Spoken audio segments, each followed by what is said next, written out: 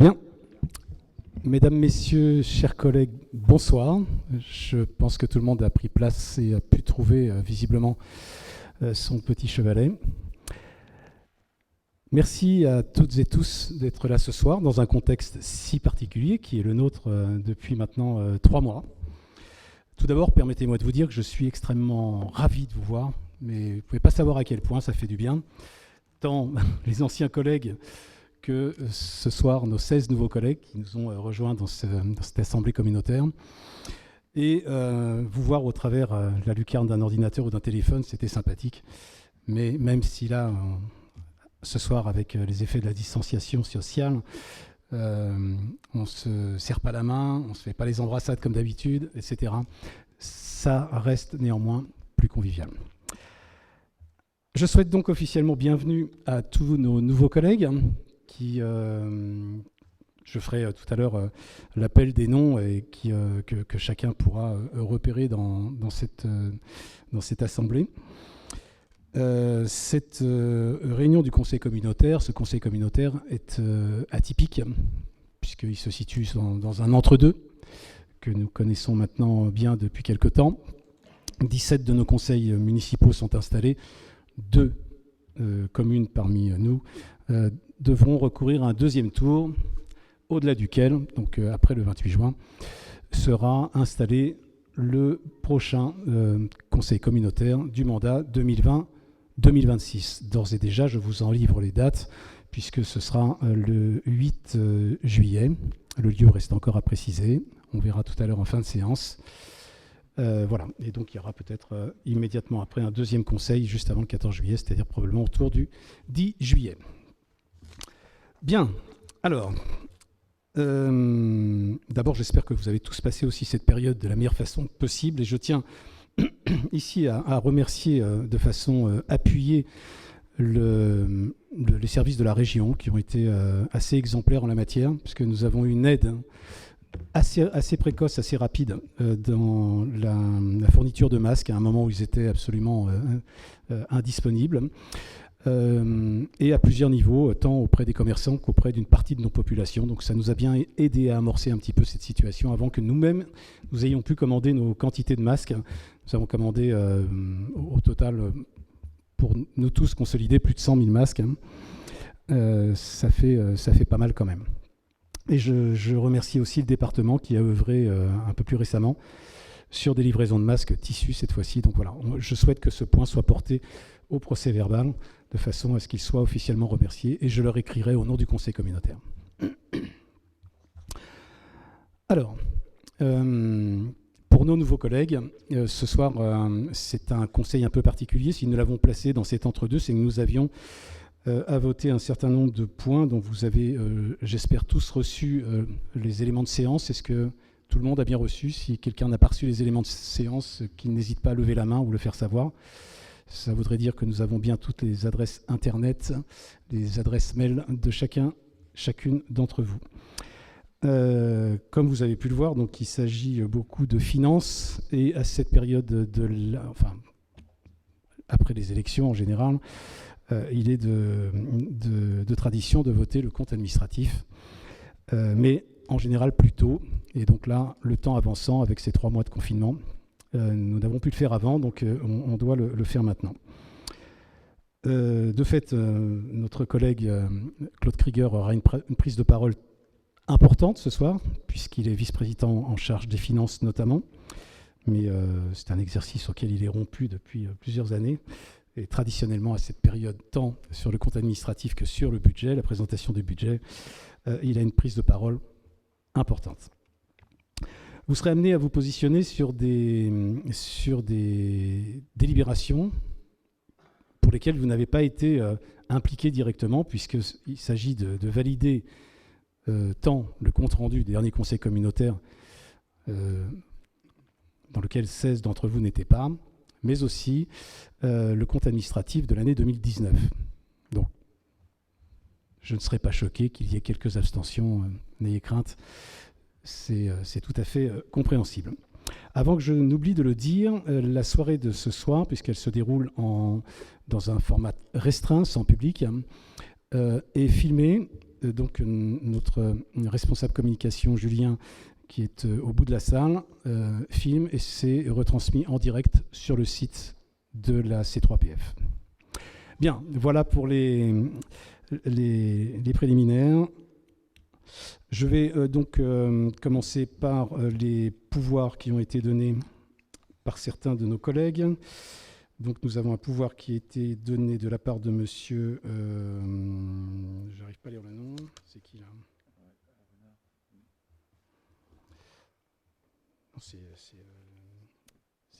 Il est en retard. Ah, c'est en retard, voilà.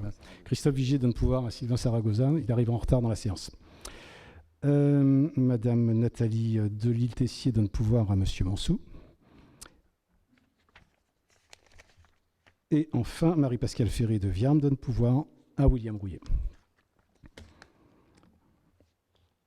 Je vais procéder donc à... Oui, il y a un autre pouvoir, pardon, que je n'ai pas.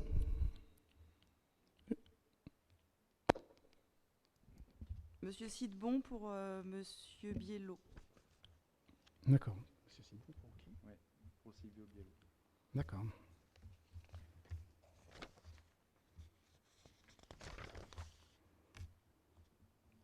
Ah, très bien, je l'avais ici. Bien. Alors, je vais procéder à un appel des noms, vérifier par là même que nous avons le quorum, qui est largement atteint, évidemment, puisque nous sommes très nombreux, très présents ce soir. Alors, pour Agnières-sur-Oise, Claude Krieger. Paul Lamotte. Annick Desbourget. Pour Bailly en France, Christiane Aknouch. Richard Grinachi. Pour Bellefontaine, Jean-Noël Duclos.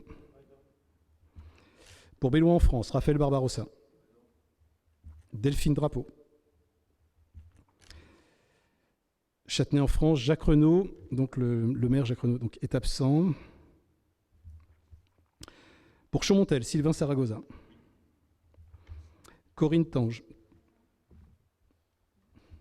C'est bien comme ça que ça se prononce? Jacques Beaubourg. Gaubourg. Chaumontel toujours. Christophe Vigier, on l'a vu, qui donne pouvoir pour l'instant par un retard annoncé. Pour Épinay-Champlâtreux, Jean-Marie Casieux. Pour Jany-sous-Bois, Jacqueline Ollinger. Pour Lassy, Gilbert Maugan. Pour le Plessis-Luzarches, Patrick Fauvin. Pour Luzarches, Michel Mansou. Nathalie Delille-Tessier qui a donné pouvoir à Michel Mansou. Michel Zeppenfield pour Luzarches. Sylvie Lombardi. Nicolas Habitante. Damien Delru est absent. Je note Damien Delru absent parce qu'il est toujours, pour l'instant, dans l'entre-deux, conseiller communautaire au même titre que Lucien Mellul, par exemple. Donc jusqu'au 8 juillet, installation du prochain conseil. Parce que vice-président et étant dans l'exécutif. Pour Mafflier, Jean-Christophe Mazurier. Sylvaine Prache. Pour Marie-en-France, Chantal Roman. Pour Montsou, Silvio Biello. France Sidbon a donné pouvoir. Laurence Cartier-Boistard. Pour Saint-Martin-du-Tertre, Jacques Ferron. François Bizdard, absent. Pour Seugy, Jacques Alati. Pour Viarme, William Rouillet. Pierre Fulchir. Daniel Dess. Marie-Pascale Ferré qui a donné pouvoir à William Rouillet. Valérie Lecomte. Olivier Dupont. Pour Villette-sous-Bois, Patrice Robin présent. Pour Villiers-le-Sec, Cyril Diarra. Bien. Oui.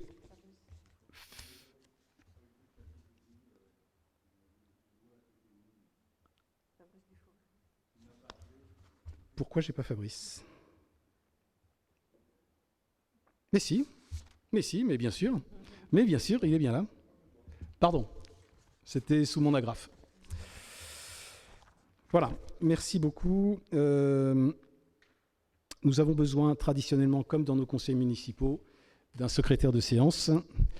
Si quelqu'une ou quelqu'un se porte volontaire, ce sera parfait. Donc, qui souhaite être secrétaire de séance ce soir? Notre ami Jean-Christophe Mazurier de Maffliers. Merci Jean-Christophe. Alors, traditionnellement, dans ces conseils municipaux, je donne la parole au vice-président en ouverture de séance, de façon à ce qu'ils puissent chacun s'exprimer sur leur actualité, passée, actuelle ou future. Donc on ne va pas déroger à cette tradition qui est importante, qui permettra à tout le monde d'être aligné sur les mêmes réalisations ou projets, mais en tout cas une actualité courte parfois, mais nécessaire pour l'éclairage de l'ensemble du conseil communautaire. Donc, qui commence? Christiane, par exemple? Pour la commission sociale, oh, je parle assez fort, tout le monde m'entend bien. C'est pour pas cracher dans le même micro, c'est pour ça. Alors, pour la commission sociale, nous avons pu faire avec le CIAS l'inauguration du camion social qui passe sur chacune des 19 communes. Il est depuis, bien sûr, à l'arrêt depuis la période du confinement et nous attendons pour l'instant la décision préfectorale qui est celle de savoir si ce camion, outre et pour l'instant le bus des services, puisque c'est ainsi que nous l'avons intitulé sur le social, deviendra éventuellement demain une structure France Service par rapport à une décision et un dossier que nous avions déposé en tout début d'année, si ma mémoire est bonne. Ensuite, je tenais à remercier particulièrement les deux personnels du CIAS, que sont Virginie et Sophie, qui tout au long du confinement ont beaucoup œuvré pour que malheureusement des dossiers ne tombent pas aux oubliettes, pour pouvoir répondre présent sur des traitements de dossiers un petit peu d'urgence, et pour pouvoir aussi faire répertorier toutes les possibilités de garde d'enfants et d'accueil d'urgence qui était possible de faire sur notre territoire par rapport à ce confinement et à toutes ces conditions parfois un peu difficiles dans certains secteurs. Donc vraiment un gros bravo. Tous les 15 jours, nous avions le bilan et le contexte de ce qui était maintenu. Donc je les en remercie beaucoup. Nous, pour l'instant, donc comme je vous disais, attente d'une décision préfecture et puis mise en place après aux élections du 8 qui vont se dérouler sur le prochain conseil communautaire du 8 juillet, réélection d'un conseil intercommunal d'action sociale, donc à la fois pour des élus chez nous, mais également pour les personnes nommées à l'extérieur. Vous allez pour ça recevoir des courriers à la fois du CIAS actuel et puis de Christophe Armagnac, qui va vous demander vos positions quant à, par le CIAS pour les personnes nommées, si elles maintiennent leur candidature ou si on en trouve d'autres, et pour les élus qui faisaient partie dans vos communes de vos CCAS, mais qui n'étaient pas forcément des membres des élus communautaires, mais qui participaient du coup à ce CIAS. Donc chacun des maires présents va recevoir ce courrier qui va être écrit par Christophe. Pour nous, après, une fois qu'on aura relancé le CIAS, on relancera les dossiers qui sont les dossiers standards avec les deux commissions que sont celles de l'action sociale et puis l'autre comprenant dedans le handicap et l'autre de la petite enfance par rapport à des dossiers importants qui sont à traiter sur le territoire. Nous avons des chiffres qui sont assez mauvais, voire rouges, sur l'accueil que l'on a sur les crèches. Nous sommes vraiment en manque criant sur notre territoire d'accueil de crèches et donc je pense que c'est des points qu'il va nous falloir travailler dans le futur. Voilà, je vous ai dit à peu près tout le petit bilan et continuité du travail pour les suivants. Voilà, merci Christiane. Donc je rappelle Christiane Actouche, maire de Baillet et vice-présidente en charge de la petite enfance et des affaires sociales. Sylvain, on continue vers toi. Donc la parole est donnée à Sylvain Saragoza, maire de Chaumontel. Merci d'abord de nous accueillir. Tu peux peut-être dire un mot sur cette salle si tu as envie de le dire. Et donc vice-président en charge de la mutualisation. Oui, merci Patrice. Écoutez, je vous souhaite la bienvenue à Chaumontel. Je m'associe à Patrice. Ça fait plaisir effectivement de vous voir en chair et en os et pas en visioconférence. Bienvenue également aux nouveaux élus. Patrice, tu as remercié la région et le département, et moi je souhaiterais te remercier et l'ensemble des agents de la communauté de communes pendant cette période du Covid.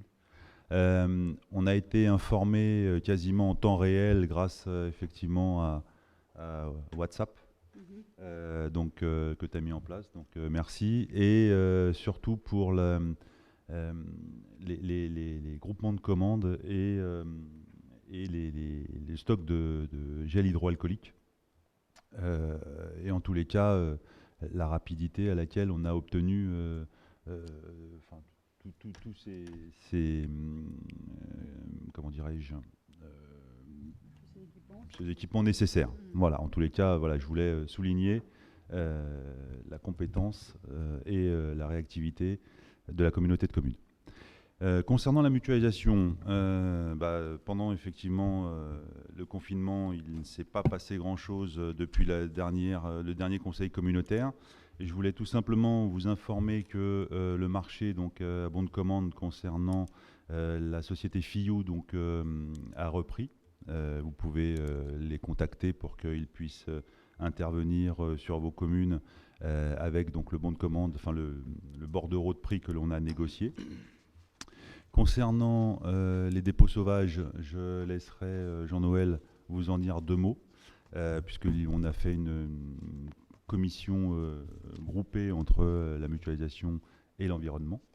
Voilà, donc désolé de ne pas vous en dire plus concernant la mutualisation, mais depuis notre dernier conseil communautaire, il ne s'est pas passé grand-chose. Voilà, merci. Merci Sylvain. On continue de ce côté-là. Jean-Noël, maire de Bellefontaine, ouais. Vice-président en charge environnement et culture. Donc pendant le confinement, on a continué à travailler sur le portail numérique. Donc cette semaine, des sessions de formation ont lieu. Donc chaque bibliothèque a bien travaillé sur ses bases. Donc on va pouvoir mettre en place le portail numérique rapidement. Pendant le confinement, donc on a continué à travailler sur les bibliothèques. Les bibliothèques ont pu fonctionner par Internet. Donc les gens pouvaient faire un choix sur Internet. On a réussi à mettre 3 catalogues en ligne. Donc les personnes prenaient rendez-vous et pouvaient prendre rendez-vous et venir chercher et redéposer des livres. Donc on a continué. Bien sûr, les bibliothèques associatives n'ont pas pu fonctionner, ça c'est évident. Mais elles ont continué à travailler sur leur base. Et là, le portail numérique est en bonne voie. Donc il devrait être opérationnel le courant juin. Sur le site de l'Intercour. Pour parler des déchets sauvages, donc vous avez dû recevoir donc les notes et les comptes rendus de la dernière réunion. On avait pris la décision comment on allait organiser. Donc vous avez une fiche de travail que vous devez remplir pour pouvoir enlever les déchets sauvages, faire la demande auprès de la communauté de communes. Donc ensuite, la société Butin qui a été retenue dans le marché donc fait un devis, vous soumet le devis et vous validez le devis. Donc en ce moment, il est vrai que la société Butin met un peu de temps à répondre à nos devis. En ce qui concerne les caméras, donc nous avons relancé le prestataire pour commencer à mettre en place aux endroits où les déchets ont été enlevés. Je crois qu'il y a eu déjà une première intervention sur Vilaine. Oui, absolument. Voilà. Donc on va mettre en place les caméras au fur et à mesure. Bon, avec le confinement, bien sûr, la société était arrêtée. Je dirais juste un petit mot sur le schéma vélo, puisque c'était dans la commission tourisme de Damien Delru. Donc vous avez reçu les documents de la société Explain, qui vous demandait de valider ou de choisir les différents itinéraires. Donc par rapport à ça, quand toutes les informations seront remontées, on programmera une réunion pour pouvoir décider vers quel axe on se dirige. Le PCAET, donc on a reçu de la société les fiches actions, le plan, le projet final et l'étude environnementale. Donc le COTEC et le COPIL vont devoir se réunir pour valider définitivement, avant l'envoi à préfecture, notre projet de PCAET. Voilà où on en est. Merci Jean-Noël. On va continuer avec Cyril, maire de Villiers-le-Sec, vice-président en charge des activités de sport. Voilà. Alors, concernant le sport, bon, ça va être très rapide, très bref, sachant que les budgets sont relativement limités. Je dis ça pour les nouveaux, les anciens le savent, parce que j'ai déjà dit et redit à plusieurs reprises. Donc ça s'étend essentiellement sur l'organisation de la Cardéloise, qui, en plus, malheureusement, compte tenu des circonstances actuelles, n'aura pas lieu cette année, et donc sera reporté à 2021, ce qui a permis à la communauté de communes de faire des économies et de me pitcher tout mon budget. Voilà, c'est tout ce que j'avais à dire. Merci. Merci Cyril. Claude, on continue avec toi. Donc Claude Krieger, maire d'Asnières-sur-Oise et vice-président en charge des finances et des affaires générales et RH. La commission des finances, alors, il est vrai qu'elle travaille beaucoup à distance et c'est vrai qu'elle a continué donc d'œuvrer durant cette période de crise sanitaire qui est prolongée jusqu'au 10 juillet. Donc on a bien sûr à la fois émis des titres de recettes, on a également émis des mandats, signé des mandats, puisque tout ça se fait donc de façon dématérialisée. Donc c'est vrai que la vie a continué de se poursuivre. Alors c'est vrai qu'à l'échelle de la France, les Français ont épargné 55 milliards, c'est absolument énorme. Je ne sais pas si aujourd'hui, je ne sais pas combien la communauté de communes a épargné ou ne pas dépensé, puisqu'effectivement des dépenses qu'on n'a pas faites hier, donc on fait aujourd'hui, on aura sans doute à les faire demain.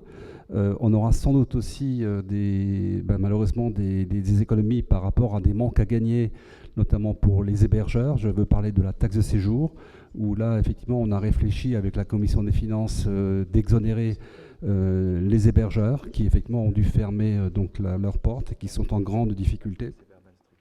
On a également fait réaliser une commission des finances le 18 mai à distance et en présence au siège de la communauté de communes, où on a évoqué un certain nombre de points. On a examiné les comptes de gestion.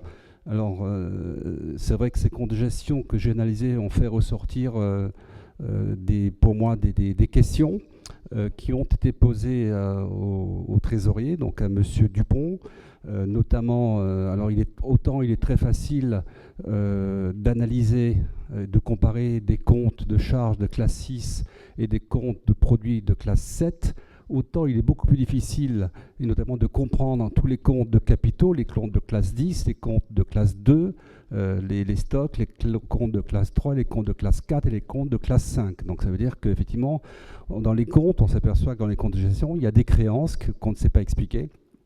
Les créances, c'est ce qu'on nous doit. Hein. Et également, au passif du bilan, il y a aussi des dettes qu'on ne comprend pas bien. Mais les premières informations que l'on a aujourd'hui voudraient dire que en fait, on a un budget, on a des budgets annexes, mais tout transite par le compte, donc le compte général, le budget général. Donc là, effectivement, il y a des interférences. Et avec Christophe, qui m'a appelé tout à l'heure, on se propose d'aller voir le trésorier pour qu'il nous explique. Parce qu'effectivement, autant des dettes, c'est vrai qu'on n'est pas pressé de les payer, mais malgré tout, il faut les payer. Mais les créances, c'est de l'argent qu'on nous doit. Donc c'est de l'argent, il faut le faire rentrer. Et notamment, il y a 2 budgets annexes qui sont en TVA, même 3, le Morantin, qui est en TVA. On a également la ZAC de l'Orme, qui est en TVA. Et on a également donc, la gendarmerie. Où la gendarmerie, c'est près d'1 million de TVA. Donc on a encaissé une partie de TVA puisqu'on est en crédit de TVA. Mais là, tout ça, on ne sait pas le lire dans les différents bilans. Et c'est des explications que je voudrais avoir. Alors, bien sûr que c'est des flux financiers. On n'est pas habitué dans les communes à analyser les comptes de cette façon, mais je crois qu'il est important quand même de savoir ce qui se passe. Alors c'est des comptes, bien sûr, qui ne sont pas mouvementés par le personnel communal, par Daniel Romain, le responsable financier. C'est des comptes qui sont mouvementés par le trésorier, mais ce serait bien de savoir ce qui s'y passe. Voilà donc à peu près ce qui s'est passé pour la commission des finances. Alors c'est vrai que c'est une commission qui, encore une fois, peut travailler à distance, qui se réunit et Voilà, donc en termes de recrutement, il y a quelques recrutements qui sont en cours, notamment le responsable d'exploitation et technique qui devrait nous rejoindre très prochainement. Voilà, donc pour ce qui est de la commission des finances, de l'administration générale, du contrôle de gestion et des affaires générales. Voilà. Merci Claude. Provisoirement, on va passer la parole à quelqu'un d'autre. Ça va vite te revenir. Chantal, donc maire de Mareil en France et vice-présidente en charge de la communication. Cette période très particulière a surtout été marquée par la recherche de moyens de communication plutôt que de communication telle que nous le faisions précédemment. Puisqu'on s'est organisé, on est parti sur Zoom avec des présentations différentes. On est parti sur des outils pour arriver à informer l'ensemble des élus de toutes nos communes, puisque maintenant, on a l'obligation d'aviser tous les conseils municipaux, et pas que les conseillers communautaires, des réunions et des résultats et de ce qui se passe. Donc, pas la peine de vous dire qu'envoyer 312 ou 320 mails d'un coup, ça a été un peu compliqué. Donc, il a fallu changer les méthodes. Mais bon, là, vous voyez, ce soir, là, on est en retransmission en direct sur le site, puisqu'on est dans un espace à huis clos. Les mesures de sécurité nous imposent ce mode de fonctionnement. On a un peu improvisé, pour tout vous avouer, mais c'est fait. Julien s'en est bien sorti. Il a réussi à nous trouver la solution pour que ça se passe bien. On n'a pas, bien sûr, sorti de journaux, d'autant que là, il y a encore 2 élections dans 2 communes, mais on reprendra avec vous et pour vous dès le mois de juillet en fonction de ce qui se sera passé et surtout la communication à partir du 8 juillet, puisqu'on va remettre en place les nouvelles structures de l'Interco. Donc voilà. Et sachant que la communication, ce n'est pas fait par 2 ou 3 personnes, c'est une affaire de partage. C'est un partage en fonction des besoins, les vôtres, mais ceux des habitants. Qu'est-ce que vous attendez de la communication qui est faite au sein de l'intercommunalité? Quel est votre besoin? C'est bien cela, la communication. Ce n'est pas pour se faire plaisir en racontant des histoires et en mettant en valeur l'un ou l'autre, bien sûr. Qu'au-delà de tout cela, il y a la valeur des hommes et des femmes qui la construisent. Mais l'objectif, c'est de savoir que souhaitons-nous raconter, de quoi ont-ils besoin. Et toutes les idées sont bonnes. Merci. Merci Chantal. Et en dernier lieu, donc, William Brouillet, maire de Viarmes et vice-président en charge du développement économique. Alors nous sommes à Chaumontel, donc je vais commencer par Morentin. Alors Morentin, il y avait sur l'année écoulée deux tâches importantes qu'il fallait suivre. La première, c'était l'embellissement de la vue extérieure du village d'entreprise. Je crois que sur ce plan-là, il suffit de passer devant et on voit que ça n'a plus tout à fait le même aspect. Le mur a été terminé. Je crois qu'il y a une réception de travaux prévue la semaine prochaine. Mais le mur extérieur a été terminé, le totem a été posé, ça s'améliore. Premier point, la vision de l'image que donne notre village. Deuxième point, alors c'est obsessionnel, ça c'est le suivi des loyers. On sait que les soucis que ça a pu occasionner, et ça dérape très vite. Donc en termes de soucis des loyers, j'ai obtenu une petite récapitulation de la situation aujourd'hui et après les mois d'avril et de mai qui ont perturbé un peu les choses. À la date d'aujourd'hui, je parle sous le contrôle de Daniel, nous sommes le 3 juin. Morentin est à jour de ses loyers 19 et de 2 mois de loyer 20 jusqu'à mars, ça fait même 3 mois.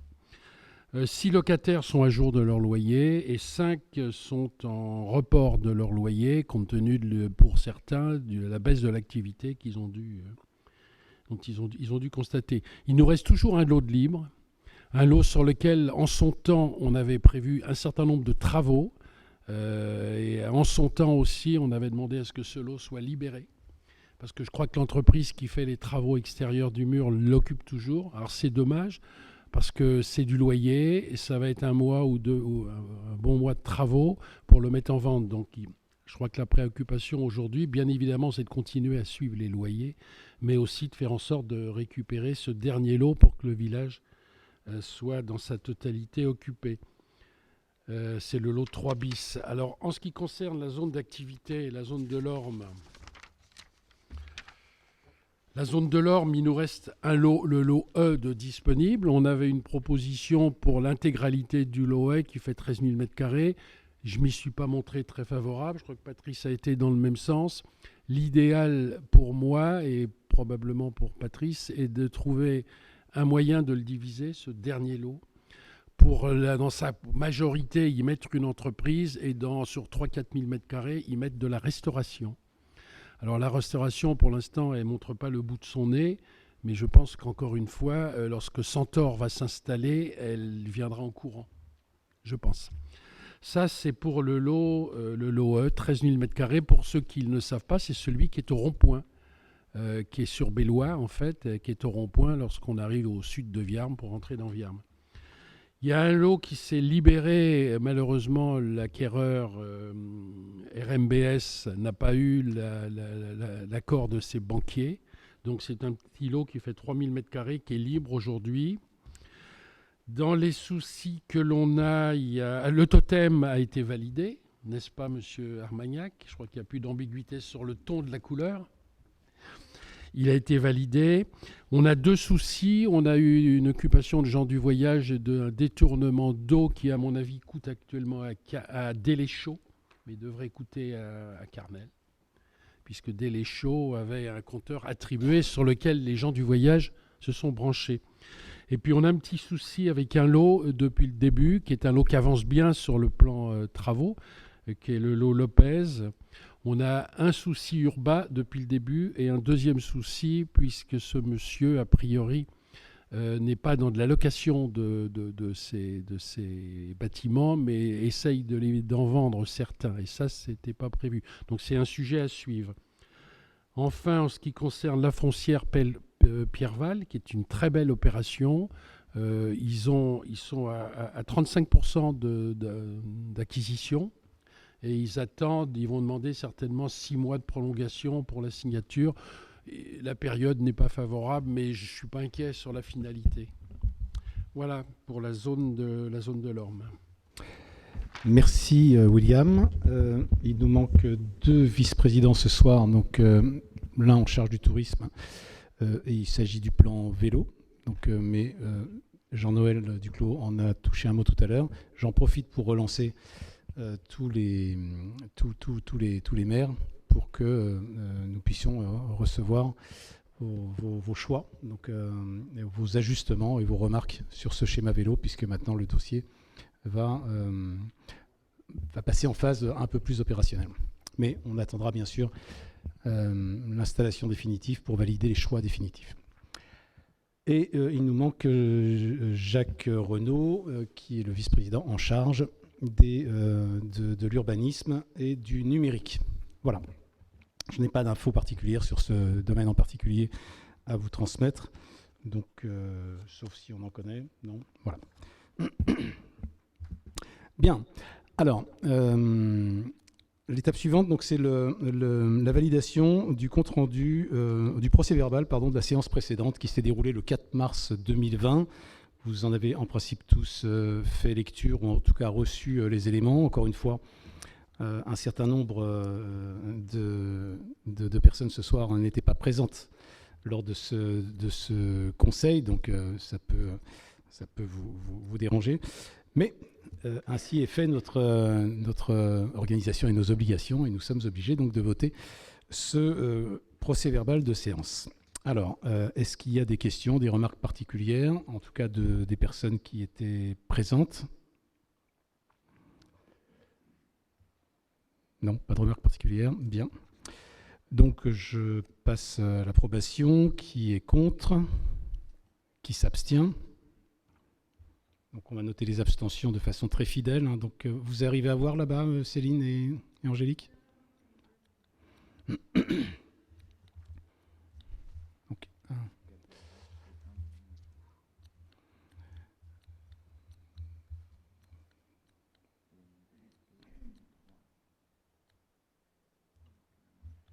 C'est bon. Donc Jean-Christophe a dû noter aussi, j'imagine.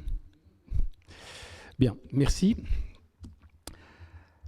Alors, ensuite, je vais vous faire lecture en synthèse très rapide des décisions prises par le président ou le vice-président entre le dernier conseil et aujourd'hui. Donc, ce sont des décisions, des prises de décision antérieures, mais appliquées depuis. Donc, concernant les décisions du président, la 6 de 2020, modification d'une régie d'avance. Alors, vous m'arrêtez si vous avez des questions, puisque tous ces points sont déployés dans les éléments de séance que vous avez reçus, donc explicités, assez bien détaillés. Et donc, si quelqu'un souhaite avoir un éclairage particulier, n'hésitez pas à lever la main. Donc, la 6-2020, modification d'une régie d'avance. La 7-2020, dissolution de la régie de recettes et d'avance du village d'entreprise Morantin. La 8, sollicitation d'une subvention auprès de plusieurs partenaires pour le projet d'extension du système de vidéoprotection communautaire. La 9, demande de subvention de fonctionnement au département du Val-d'Oise dans le cadre de l'aide au projet de développement de la lecture publique, savoir le portail notamment numérique au sein des bibliothèques, sur le principe de la culture partout et pour tous. La 11, signature de l'avenant au mandat cadre non exclusif avec la SCAMA Kimo concernant les terrains disponibles de la zone d'activité commerciale de l'Orne. La 12 concerne une commande groupée de masques de type FFP1, ceux qui sont distribués à l'entrée, à la société Europled pour éviter la propagation de l'épidémie de Covid-19. La 13, sollicitation d'une subvention auprès de la caisse MSA d'Île-de-France au titre du plan d'action sanitaire et sociale, l'ASS, pour le bus itinérant des services publics dont Christiane Aknouch nous a parlé tout à l'heure, et mise à disposition du CIAS, Carnel Pays de France. La 14, sollicitation d'une subvention au titre de la DECIL. La DECIL, c'est la dotation de solidarité d'investissement local qui s'inscrit dans le cadre du contrat de ruralité dont le premier a été signé en 2017 à la faveur de la fusion et qui s'est prolongé jusqu'en 2019 et qui sera prolongé en 2020. Donc pour l'aménagement paysager du parc du château de la Motte à Luzarches. La décision 15, actualisation du tableau des effectifs permanents avec la création d'un poste de technicien principal, première classe, au sein des effectifs de la communauté de communes Carnel Pays de France. Claude Krieger en a parlé tout à l'heure. Il s'agit du responsable d'exploitation et technique. La 16 concerne la sollicitation d'une subvention au titre de la DETR 2020 pour la mise en accessibilité du château de la Motte de Luzarches. La 19, signature de la convention de mise à disposition d'un agent du service de remplacement du CIG. Donc c'est l'organisme francilien qui nous dépanne en personnel notamment et en information, et ce pour répondre aux besoins en ressources humaines de la C3PF. Donc ça correspond au départ d'une de nos assistantes qui est partie, je crois, le 15 mars, me semble-t-il. Le recrutement a eu lieu pour la remplacer, mais entre les deux, puisqu'elle n'arrive qu'en juillet, il a été fait le choix de la remplacer par une personne temporaire. Ensuite, les décisions du vice-président, je vais les citer. Donc la 09, signature du devis Ratis, donc pour la fourniture du matériel informatique des bibliothèques. La 10, signature du devis Paradisia pour la fourniture de matériel informatique du service communication.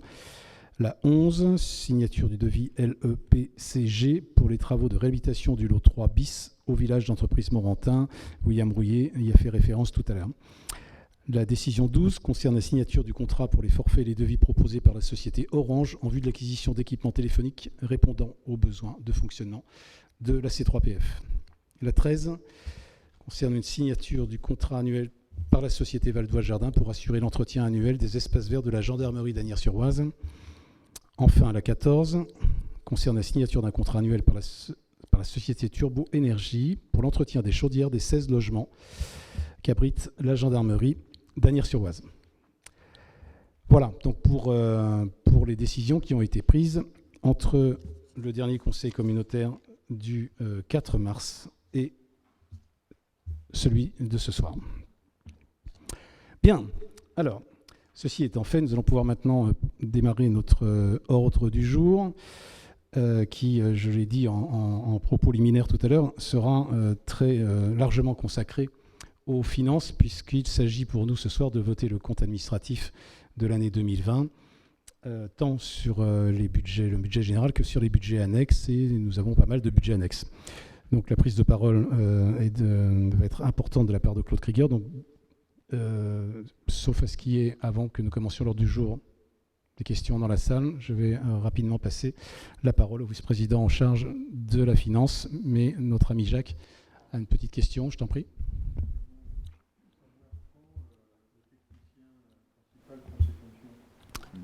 1er août. Oui, monsieur Lavalard, son prénom. Michel Lavalard. Tu le connais. C'est ce qu'on a la faiblesse de penser, donc mais on a un bon service RH. Bien. Merci pour cette appréciation. Alors, du coup, Claude, je te passe la parole pour un moment.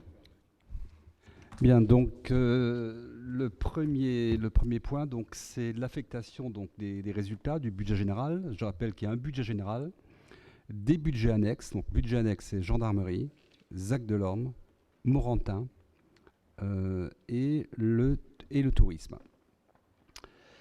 Alors là, je suis donc sur le budget général. Le budget général donc fait ressortir un résultat pour 2019 de 1 002 592. Il y a un résultat reporté de 2 921 975, donc c'est des résultats qui sont capitalisés, hein, donc c'est les résultats acquis donc, sur les exercices antérieurs, ce qui amène à un résultat de clôture en 2019 de 3 924 568.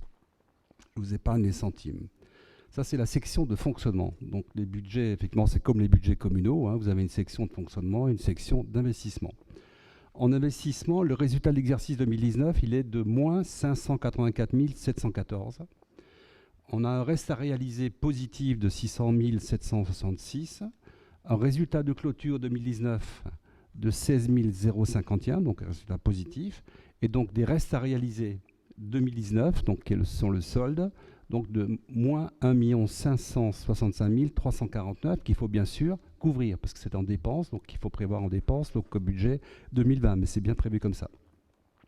Donc là, il est proposé d'affecter les résultats de la façon suivante, donc faire un report d'investissement au 001 de 16 051, d'affecter en réserve en investissement au 1068 1 549 297 et de reporter en fonctionnement au 002 2 375 270. Donc ce report de fonctionnement, c'est effectivement le résultat qu'il nous reste, qui est capitalisé et qui servira à financer nos engagements et le développement de notre comité de communes. Donc ça, c'est sur le budget général. Alors, est-ce qu'on procède à un vote par budget ou c'est ça, hein, il faudrait procéder par budget. Donc, est-ce que vous avez des questions sur l'affectation de ces résultats? Donc, s'il n'y a pas de questions, je mets aux voix. Qui approuve donc cette affectation? Qui ne l'approuve pas? Qui s'abstient? Voilà, je vous remercie. Ensuite, on passe donc à l'affectation et la reprise des résultats du budget de Morantin. Alors, le résultat d'exercice 2019 s'établit à 139 560. Le résultat 2018... Ah, vous avez la gendarmerie? Ah oui, oui, pardon.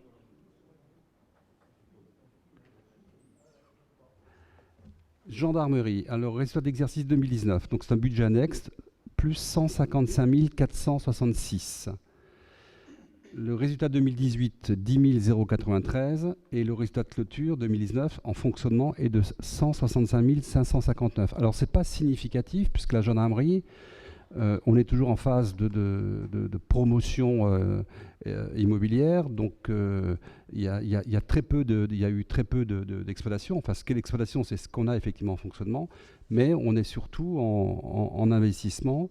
Et donc en investissement, on a un résultat de l'exercice 2019 de 4 765, un résultat 2018 reporté de 323 000, un résultat de clôture 2019 donc de 327 954, et des restes à réaliser 2019 pour 7 419 en négatif. Donc là, ce qu'il est proposé Je vérifie que ce soit bien la gendarmerie, c'est ça. Donc on propose donc de reporter un investissement au 001 327 954. Pas d'affectation en investissement au 1068 et un report de fonctionnement de 165 559. Donc là, il y avait eu effectivement des questions sur ces chiffres, notamment sur l'investissement, puisqu'on a effectivement un excédent d'investissement de 327 000, mais comme il y a des emprunts en cours, donc effectivement, il faudra rembourser, c'est des prêts amortissables, donc il faudra bien sûr rembourser le capital emprunté. Et enfin, on en parlera sans doute plus tard, mais effectivement, la gendarmerie, on est en fait... l'équilibre n'est pas aussi rapide que ce qu'on avait imaginé à l'époque, mais je crois qu'il ne faut pas non plus s'inquiéter parce que c'est quand même c'est du patrimoine immobilier, hein, donc on n'acquiert pas du patrimoine immobilier comme ça, donc ça veut dire que demain, effectivement, lorsque tous les prêts seront remboursés, ben, la communauté de communes sera propriétaire d'immobilier. C'est quand même ces 15 logements, plus des locaux de service, plus les locaux techniques. Donc c'est du capital, c'est du patrimoine. Donc ça vient bien à l'actif du bilan. Donc effectivement, on ne peut pas constituer des actifs à un bilan sans faire de dépenses. Hein. Et j'en parle parce que j'ai fait une note que j'ai adressée au président, donc pour effectivement, parce que il y a deux phases dans la gendarmerie. Il y a une phase, ce que j'appellerais de promotion immobilière, hein, c'est-à-dire qu'on fait une opération de promotion. On a fait des dépenses, on a fait aussi des économies, et puis il y a également la phase d'exploitation. Et on ne peut pas affecter en exploitation ce qui a été économisé en investissement. Hein, donc ça, c'est pas possible. Enfin, comptablement, je ne sais pas faire. Hein. Voilà. Par contre, il faut l'intégrer effectivement dans la réflexion, de se dire effectivement on n'amortit plus en 10 ans ou en 15 ans, on amortit en 20 ans, voire plus, mais effectivement il faudra se souvenir qu'on aura fait des économies en termes de promotion, en termes d'opération, en termes d'un budget opérationnel, on aura fait des économies.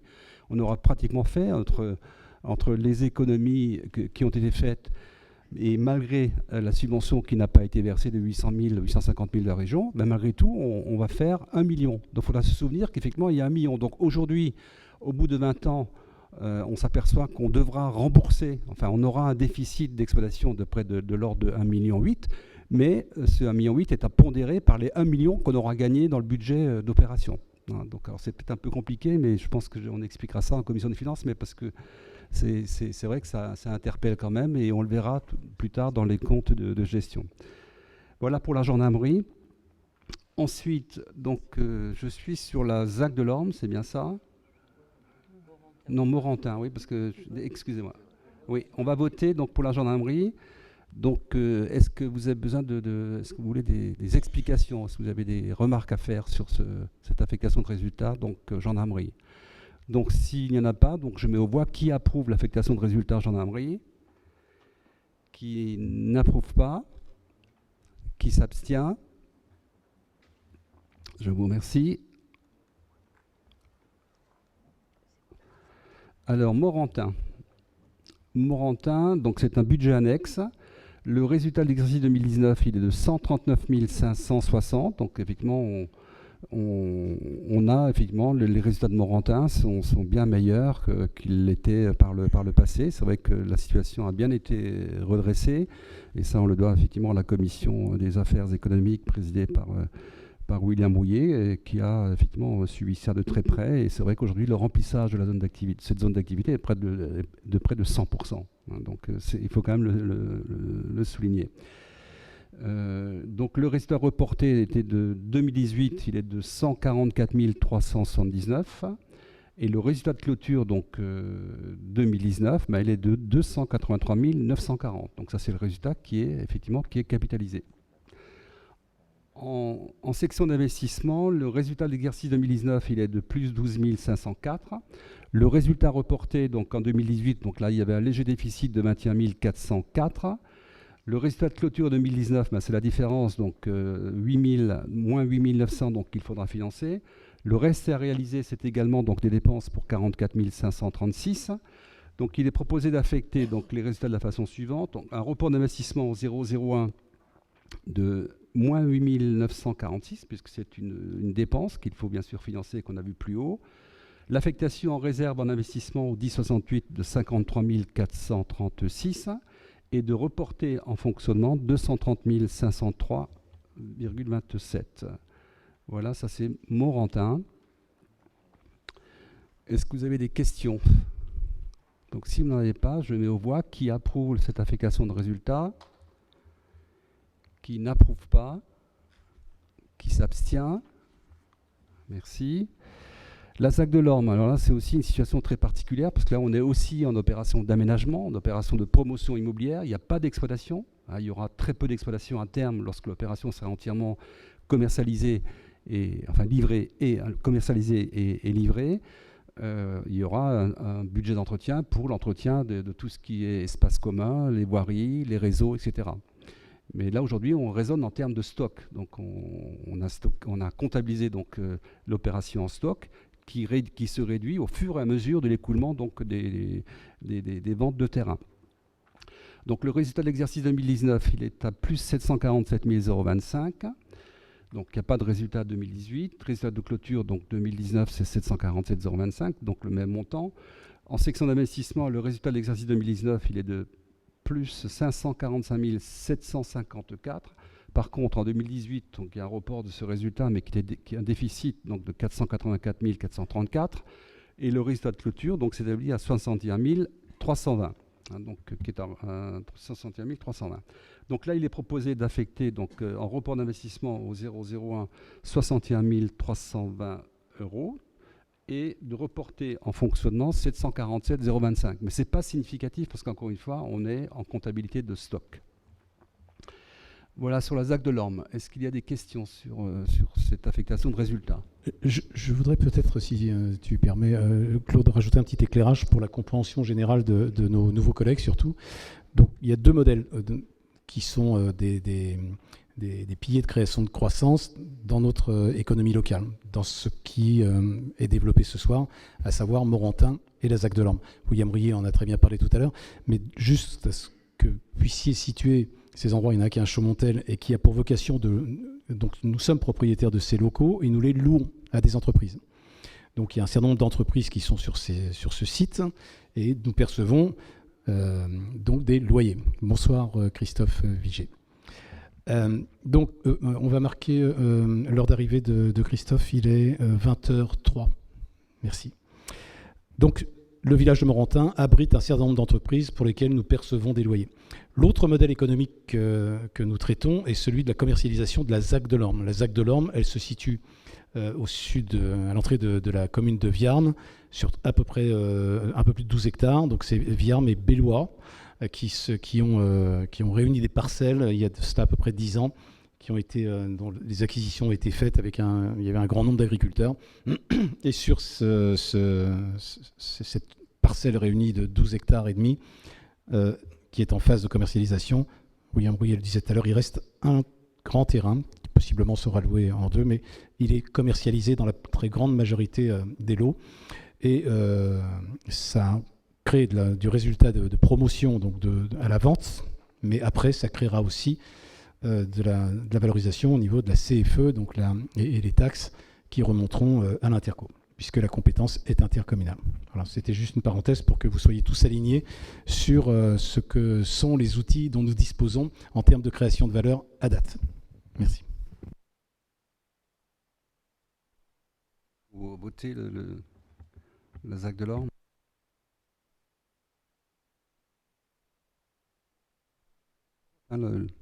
Non, hein. Bien, donc s'il n'y a pas de questions, donc je le mets aux voix. Qui approuve l'affectation des résultats pour la ZAC de l'Orme? Qui n'approuve pas? Qui s'abstient? Merci. Ensuite, le budget tourisme, qui est également un budget annexe. Alors, ce budget annexe, donc, le résultat de l'exercice 2019, il est à 60 475 euros. Le résultat reporté de 2018, il est à plus 29 300. Donc, on a un résultat de clôture 2019 de 89 776. Et là, il est proposé d'affecter donc la totalité de ce résultat au 002 de 89 776 en report de fonctionnement, puisqu'on aura effectivement à faire sans doute des dépenses de fonctionnement. C'est-à-dire un budget qui risque effectivement qu'on a voté, qui a déjà été voté, mais qui risque effectivement d'être modifié à la suite de cette crise sanitaire. Et donc le manque est gagné, notamment en termes de taxes de séjour. Voilà, donc est-ce qu'il y a des questions sur ce budget tourisme qui est alimenté principalement par de la taxe de séjour en termes de produits? Ouais. Une question de Michel Mansou. Oui.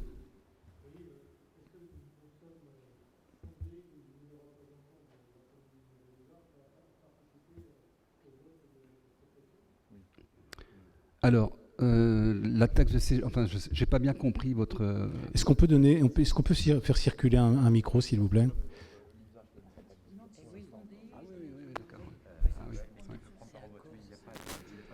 Oui, il n'y a pas de problème. C'est vrai qu'à préciser, la taxe de séjour de la commune de Luzarches est reversée à la communauté d'agglomération de Roissy, c'est ça, hein? Ouais, effectivement, oui. Ouais. Ça peut changer, hein.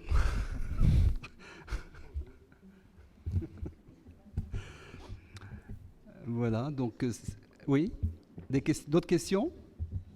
Non, donc je mets aux voix qui approuve l'affectation de ces résultats de la façon dont j'ai indiqué, qui n'approuve pas, qui s'abstient. Merci. Alors ensuite, on passe au compte de gestion. Alors.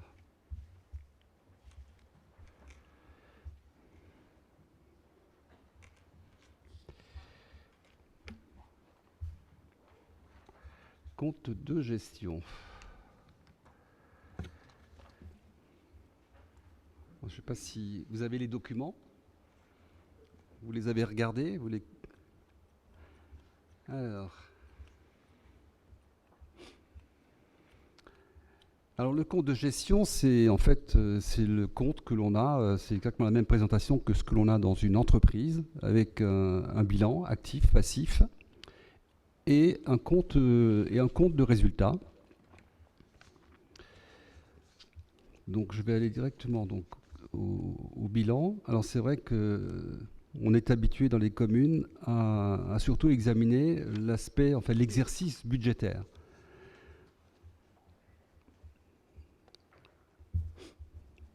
Alors, donc, quand on regarde ce bilan, donc à l'actif, effectivement, on voit qu'on a bien sûr des immobilisations financières, on a donc un actif immobilisé, on a un actif circulant en disponibilité, c'est là où c'est important, ça veut dire qu'aujourd'hui on a en caisse 5 349 000 en caisse, hein, c'est ce que l'on a. Donc un actif total de 16 410 000. Ça montre aussi, en fait, en termes d'immobilisation, on voit effectivement qu'on a investi dans des terrains, on a investi dans des constructions, on a investi dans des réseaux, des installations, on a investi, il y a des immobilisations également, donc ça veut dire qu'aujourd'hui, en immobilisation donc corporelle, on est à 9 400 000. Hein, donc on a quelques immobilisations financières pour 796 000, et donc un actif immobilisé de 10 988 000. Ça, c'est pour l'actif du bilan. Si on passe au passif du bilan, donc là, on voit effectivement, ce qui est intéressant, c'est de voir le report à nouveau, c'est-à-dire que ce qui a été réalisé donc en fin 2018, et on voit le résultat de l'exercice donc à 1 002 000. Hein. Donc là on voit bien le report nouveau, donc c'est le résultat qui est capitalisé, plus le résultat qu'on a réalisé donc en 2019. Donc là ça veut dire qu'on a des fonds propres pour 14 491 000. On a des dettes à court terme, enfin il y a des dettes financières à long terme pour 438 000 et des dettes à court terme pour 1 480 000. Donc on a un total passif donc, du bilan qui est bien sûr égal à l'actif à 16 410 000. Là où on se pose des questions, c'est effectivement quel est le contenu de ces autres dettes à court terme, sachant que le budget général, il y a un seul emprunt pour un seul emprunt pour le budget général. Donc là, et il n'est pas de 1 286 000, parce qu'on avait emprunté 500 000 €. C'est là où effectivement on attend des explications de la part donc, du comptable du Trésor. Alors ensuite, alors ça c'est bien sûr quand c'est des chiffres, c'est le cumul. Hein, c'est les résultats cumulés. Hein, donc on n'est pas sur l'exercice budgétaire 2019. Alors, est-ce que ça appelle des remarques de votre part? Est-ce que vous souhaitez des précisions? Sinon, puisqu'on va revoir ensuite ces chiffres dans les comptes administratifs, il faut se souvenir que le résultat de l'exercice du budget général, c'est plus 1 002 000. Hein. Donc, s'il n'y a pas de questions, je mets aux voix qui approuve le compte de gestion, qui encore une fois n'est pas le compte de gestion, c'est le compte du percepteur. Ce n'est pas la communauté de communes qui fabrique cet état, hein, c'est le comptable du Trésor qui passe des écritures pour aboutir à ce compte de gestion. Et ils sont conformes, tout à fait. C'est préférable. C'est préférable. Donc, qui approuve le compte de gestion du comptable du Trésor? Qui ne l'approuve pas? Qui s'abstient? Merci. Alors, ensuite, on a la gendarmerie. Donc, pareil. Donc là,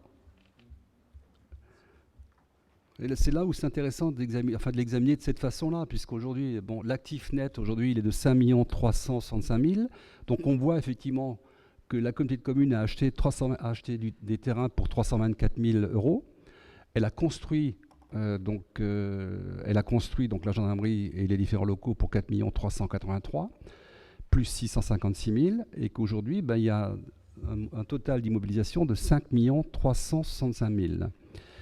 On a en créance 498 000, c'est là aussi où on se pose des questions, des créances, c'est-à-dire qu'on nous doit de l'argent. Pour moi, alors effectivement, il y avait eu un débat en commission des finances, ça correspond à quoi? Puisque effectivement, qui nous doit de l'argent? Alors, c'est pas les loyers, ce ne sont pas les loyers de la gendarmerie, mais on a un crédit de TVA. Donc on imagine, l'autre jour on a imaginé que c'était le crédit de TVA, donc ce que l'État nous devait.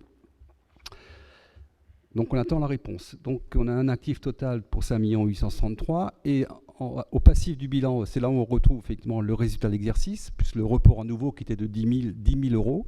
Le résultat d'exercice, il est à plus 155 047. Donc on a un passif du bilan donc à 5 863 000. Et là, effectivement, on a des dettes financières à long terme, parce que c'est ce que je disais tout à l'heure, c'est qu'on a emprunté pour construire la gendarmerie et qu'aujourd'hui, on reste à devoir à nos prêteurs 4 860 000. Des questions sur ce compte de gestion de la gendarmerie? S'il n'y a pas de questions, je mets aux voix qui approuve le compte de gestion du comptable du Trésor, qui ne l'approuve pas, qui s'abstient. Merci. Ensuite, que je ne me mélange pas, donc c'est Morantin. Oui. Je n'ai pas compris. Non, mais parce que, en fait, c'est vrai que la technique de dire qui est pour d'abord, pour des trucs un peu neutres, fait que ceux qui ne lèvent pas la main, on a toujours un peu un doute si on les impute. D'accord. D'accord, on fait contre alors. Vous voyez, mais il faut qu'ils lèvent la main. D'accord. Bon, donc on sera un peu moins démocratique alors. D'accord. Bien, Morantin, donc le compte de gestion de Morantin, qui là aussi est un budget annexe. Donc Morantin, donc à l'actif du bilan, effectivement, on voit qu'on a à l'époque acquis des terrains pour 600 000 €. On a construit donc le village d'entreprise pour 3 353 000. Je crois que c'est bien d'avoir ces chiffres en tête, parce que c'est des chiffres qu'on oublie, forcément. Mais quand on reprend la vie de l'entreprise, de la vie de l'activité, on s'aperçoit effectivement qu'il s'est passé des choses. On a des créances pour 277 000, là aussi, on nous devrait 277 000, pas d'explication qu'on attend. Ensuite, au passif du bilan, on a effectivement un report à nouveau, et on l'a vu tout à l'heure, donc dans l'affectation des résultats pour 144 000. On a un résultat de l'exercice pour 139 000.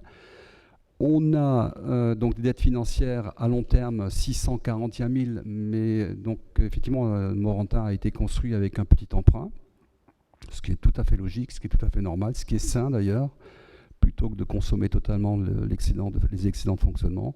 Et donc on est à 4 239 410, donc au passif comme à l'actif, pour Morantin. Est-ce que vous avez des questions? Donc, qui est contre ce compte de gestion? Je change. Qui est contre? Qui s'abstient? Écoutez, merci. Ensuite, le compte de gestion tourisme, encore un autre budget annexe. Les actes de l'Orme. Ah oui, parce que moi, les actes de l'Orme. Ah oui, il est dessous, parce que je ne l'ai pas dans le même ordre dans ma présentation. ZAC de l'Orme. Très intéressant aussi. Hein. Alors, ZAC de l'Orme. Donc là, effectivement, il n'y a pas d'immobilisation incorporelle. Il n'y a pas d'immobilisation corporelle. Pourquoi il n'y a pas d'immobilisation corporelle? C'est qu'en fait, on écoule le stock, donc il n'y a pas de stock de constitué. C'est-à-dire qu'on n'aura jamais, normalement, lorsque tous les terrains seront vendus, il n'y aura jamais donc d'immobilisation corporelle. Donc par contre, on a en stock immobilisé 1 762 000. On a des créances pour 841 000, donc on nous devrait 841 000. C'est aussi un budget en TVA, donc effectivement, il faut faire une situation TVA. Donc un actif circulant de 2 603 000 pour l'actif. Pour le passif, donc un résultat d'exercice de 747 003. Et là, par contre, on a mis 198 000 en réserve. On a des dettes financières indiquées à long terme, alors que ce ne sont pas des dettes financières à long terme, puisque les emprunts ont été faits au maximum sur une durée de 6 ans. Donc ça n'est pas du long terme, c'est du moyen terme, voire du court terme. Et on a une dette à court terme de 29 810 €. Voilà, donc un total de dette de 1 657 000, mais qui devrait effectivement se terminer très prochainement, puisqu'encore une fois, ce sont des emprunts donc, sur une courte durée de 6 ans. 2 603 000. Voilà pour la ZAC de l'Orme. Des questions? S'il n'y a pas de questions, donc je mets aux voix. Qui est contre ce compte de gestion? Qui s'abstient?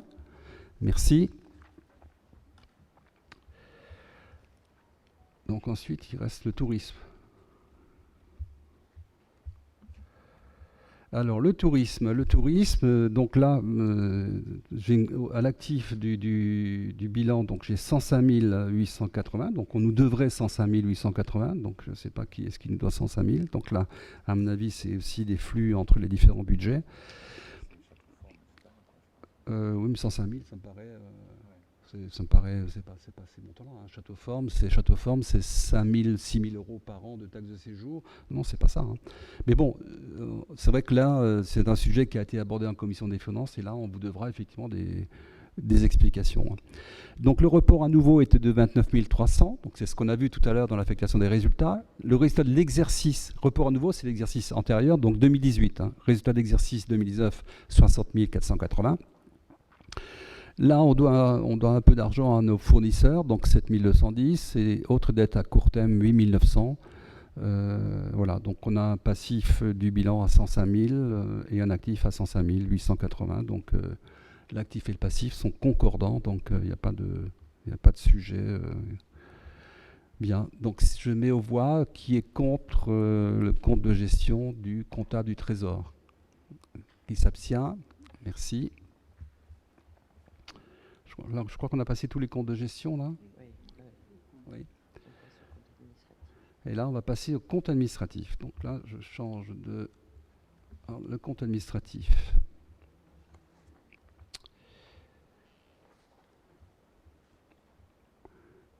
Alors, je reprends la convocation, la synthèse. Alors les comptes administratifs, donc là par contre c'est la comptabilité donc des services et notamment du président. Et autant le président peut effectivement intervenir, rapporter son compte administratif. Par contre, il ne peut pas participer au vote et doit en principe même se retirer. C'est mais en tout cas, on ne va pas voter aussi vite, mais bon. Donc là, c'est vraiment les comptes de l'exécutif, de la gouvernance. Alors, est-ce que vous souhaitez que l'on reprenne? Là, vous avez tous les... Vous avez tout, hein? Bon. Comme c'est conforme. Donc c'est conforme, les comptes administratifs sont conformes aux comptes de gestion. Ça a été regardé, ça a été examiné. Donc, mais on doit le voter. On doit voter donc le compte administratif, donc budget par budget. Donc, je mets aux voix le compte administratif donc du budget général hein, qui s'établit en dépenses à 6 323, en recettes à 7 326, en investissement à 2 147 et en recettes à 1 562. Donc les chiffres sont concordants. Donc qui est contre le compte administratif du budget général? Qui s'abstient? Merci. Ensuite, la gendarmerie. La gendarmerie, donc le montant des dépenses s'établit à 72 552, en recettes 228 000, en investissement, dépenses 608 527, en recettes 613 292. On a des restes à réaliser, effectivement, dont il faut tenir compte. Et ensuite, on a un résultat donc, de 155 466. Et en fonctionnement, il y a un excédent d'investissement de 4 765. Donc là aussi, c'est les chiffres qu'on a déjà dans les comptes de gestion. Donc je mets aux voix qui est contre le compte administratif donc, de la gendarmerie, qui s'abstient. Merci. Ensuite, je suis sur Morantin. Donc Morantin, le compte administratif, donc la sélection des exploitations, donc en dépenses, c'est 480 125, en recettes 619 685, en investissement, en dépenses 372 000, en recettes 384 000. Les restes à réaliser s'élèvent à 44 536. Il n'y a pas de recettes, donc en reste à réaliser. Le résultat de l'exercice 2019, donc c'est un excédent d'exploitation de 139 560 qu'on a déjà vu donc, dans le compte de gestion. Donc je mets aux voix le compte administratif de Morantin. Qui est contre? Qui s'abstient? Merci. Ensuite, donc c'était bien Morantin. Ensuite, j'ai la ZAC de l'Orme. La ZAC de l'Orme, donc la section de fonctionnement, donc elle s'élève en dépenses à 4 447 394, en recettes à 5 194 000. La section d'investissement, donc en dépenses à 2 916 015 et en recettes à 3 461 770. Un résultat de l'exercice 2019, un excédent de fonctionnement de 747 000, qui encore une fois n'est pas significatif, et un excédent d'investissement de 545 754. Donc je mets aux voix qui est contre le compte administratif de la ZAC de l'Orme. Qui s'abstient? Je vous remercie. Ensuite, j'ai le budget tourisme. Alors, le budget tourisme, en fonctionnement, donc c'est en dépenses 74 843. C'est principalement le coût de fonctionnement de l'Office du tourisme communautaire et des bureaux du tourisme. En recettes, à 135 319. Il n'y a pas eu de mouvement en section d'investissement. Et le résultat d'exercice 2019 qui dégage un excédent de fonctionnement de 60 475. Voilà pour le compte administratif tourisme. Donc je le mets aux voix. Qui est contre? Qui s'abstient? Je vous remercie. Le président peut revenir.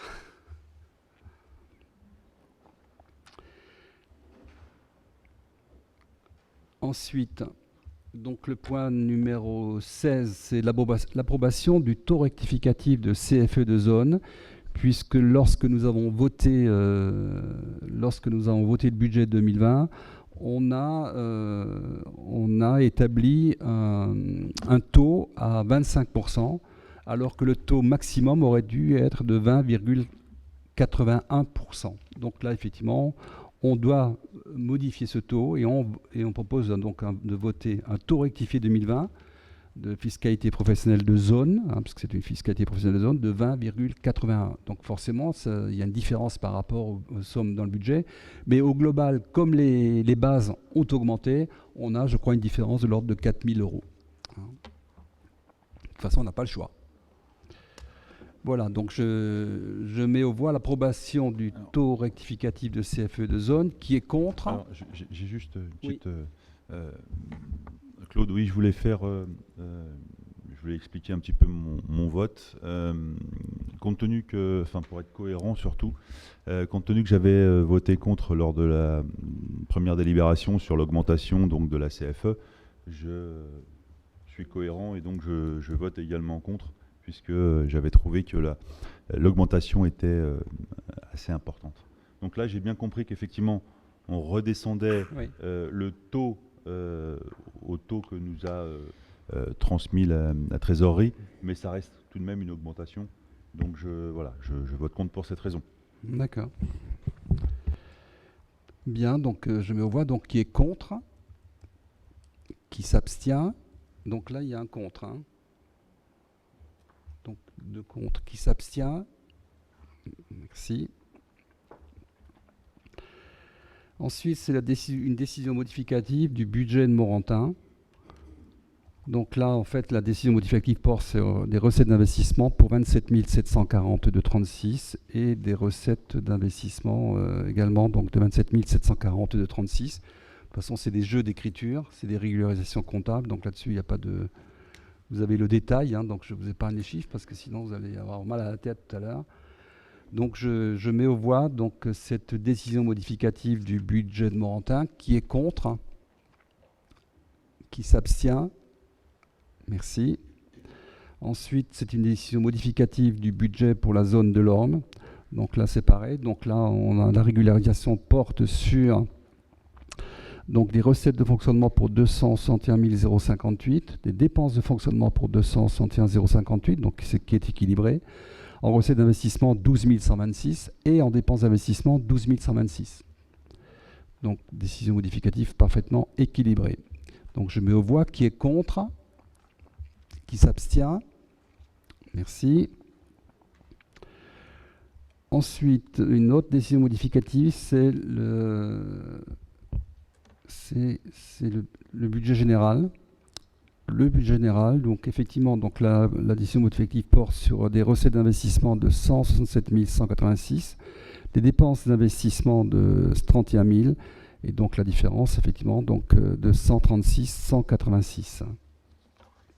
Vous avez le détail aussi, hein, donc c'est l'excédent de fonctionnement, on rajoute 0,45, donc en recette. On refacture la commande de masques pour 100 386, hein, puisque la communauté de communes a fait une dépense, donc, mais ensuite elle est remboursée par les communes. La fiscalité locale également qui rapporte 54 500 € de plus, la DGF 23 000 de plus. Par contre, on a une diminution du reversement du budget annexe de Morantin, puisqu'on avait effectivement prévu au budget donc un transfert, enfin une subvention plus importante sur le budget général. Donc là, on le rabaisse, compte tenu de la situation, de la conjoncture économique et des entreprises qui sont en difficulté dans ce village d'entreprise. Les dépenses, c'est les commandes de masques, hein, forcément, puisqu'on les a achetés, l'acquisition de produits logiciels GRH, l'évolution logicielle de comptabilité, également des livres, Carneloise, PC AET, voirie, déménagement, château de la Motte, donc là où on baisse effectivement les dépenses, on baisse de 60 000. On reporte aussi des recrutements, donc pour moins 50 720. Des ajustements budgétaires pour 56 000 et donc un équilibre budgétaire de la section de fonctionnement de 157 000.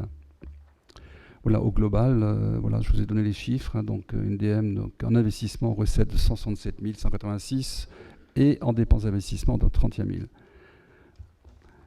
Donc je mets aux voix, donc, cette décision modificative qui est contre, qui s'abstient. Merci. Comment ?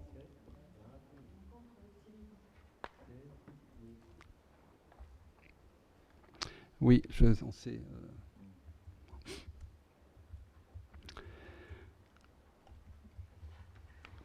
Oui, c'est un sujet qui avait été abordé, qui n'a pas été abordé en commission des finances. C'est une dépense qui est arrivée après pour effectivement améliorer les performances des services administratifs, et notamment c'est l'achat, l'acquisition de logiciels et de logiciels de gestion pour véritablement passer à une gestion plus actuelle. Hein.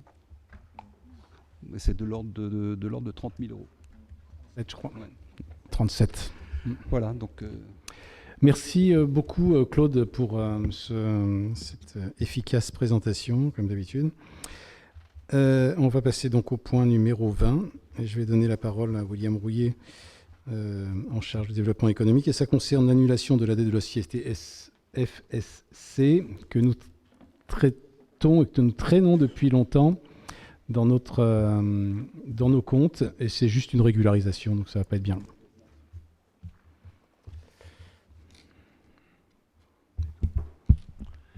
Bien, alors c'est le point 20. Alors, où je vous fais la version longue, ou je vous fais la version simplifiée. Ça ne fera pas l'objet d'un vote, le choix de la version. Alors, je fais plutôt le choix de vous faire la version simplifiée. Ça remonte à 2016.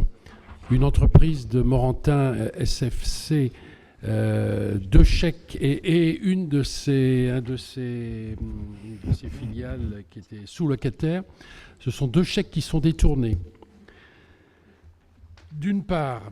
D'autre part, un double paiement. Ça amuse beaucoup Claude, parce que je travaille sans aucune protection. Vous voyez, il ne voulait pas me le passer. Hein. Bon, donc 2 chèques détournés, un double paiement, et on vous demande simplement de reconnaître l'honnêteté des FSC, d'annuler la dette par une charge pour la communauté de communes qui se monte à 3 266 €, qui sera passée en exceptionnel. Voilà, ça remonte à 2016, c'est-à-dire l'ancienne communauté. Voilà, qui approuve. Pas d'abstention. Pas d'abstention. Bon. Je vous remercie. Merci William. Et donc le dernier point de l'ordre du jour, le point 21, concerne la participation au Fonds de résilience de la région Île-de-France. Le rapporteur en sera le vice-président en charge de la mutualisation, Sylvain Saragoza, notre hôte. C'est un sujet que je trouve extrêmement intéressant parce qu'il vient en support à nos entreprises. Sylvain va le développer dans un instant. Il s'agit d'un outil qui est proposé ce soir, d'adhérer à un dispositif avec une fusée à plusieurs étages. Mais je te laisse en parler, tu maîtrises le dossier. Merci Patrice. Oui, comme vous le savez tous, le Covid-19 a mis en difficulté bon nombre d'entreprises, mais pas seulement. Il y a également une profession libérale, des associations, il y a des auto-entrepreneurs. Et suite à un contact avec la région, j'ai participé à une conférence téléphonique pour le Fonds Résilience. Alors le Fonds Résilience de la région, c'est quoi ? C'est un budget de 100 millions d'euros donc pour aider les entreprises d'Île-de-France. Les entreprises de 0 à 20 salariés qui n'ont pas eu accès aux aides de l'État via la banque, le prêt garanti par l'État. Ça concerne également, et je dirais surtout, les très petites entreprises, les micro-entrepreneurs, les indépendants, les professions libérales et certaines associations. L'aide est entre 3 000 et 100 000 euros en fonction du nombre de salariés. Donc le fonds est géré en tous les cas pour la communauté de communes Carnel Pays de France par Initiative 95, qui est une association bien connue qui aide les entrepreneurs. C'est un prêt remboursable, c'est une avance remboursable sur 6 ans avec un report possible de 2 ans. Les dossiers, je l'ai dit, sont gérés par Initiative 95. Les dossiers, les demandes, seront directement adressées via une plateforme que la région a ouverte. Et donc on a pour y accéder à ce fonds résilience pour nos entreprises, on a à peu près 2000 entreprises sur notre territoire, un peu plus de 2000 entreprises sur notre territoire, et elles peuvent bénéficier donc ce fonds. Le ticket d'entrée est de 31 250, je crois, c'était 31 000 euros, mais c'est ça hein. Correspond à 15 euros par entreprise. Voilà, c'est ça. Et on a un peu plus de 2000 entreprises référencées sur le territoire. Voilà.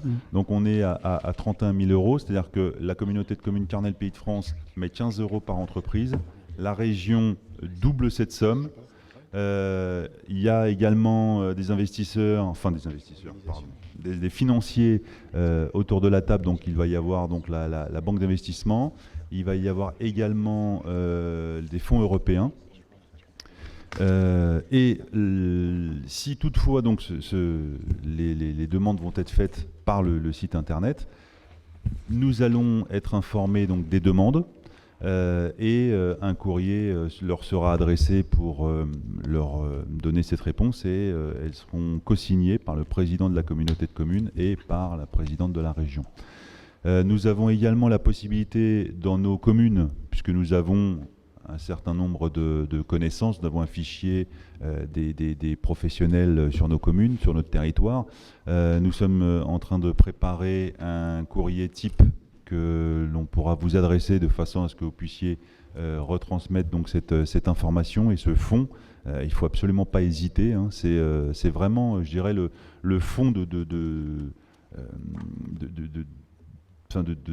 dernier recours, hein. Il faut vraiment l'utiliser.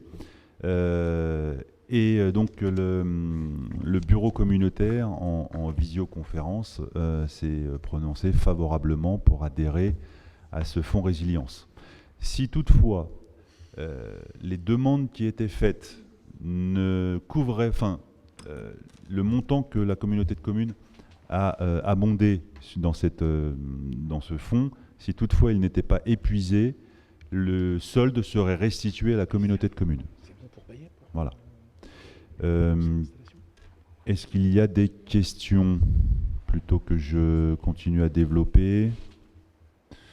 Alors, il nous a paru très intéressant ce procédé.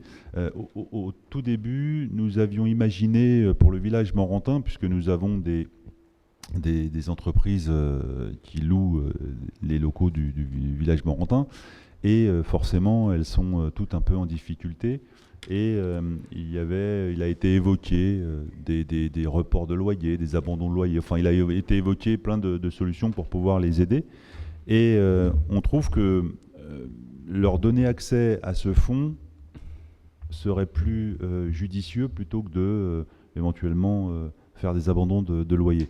Il y a un deuxième point qui est extrêmement important, c'est que l'aide qu'on aurait pu apporter aux entreprises du village morantin n'est qu'une aide que ciblée.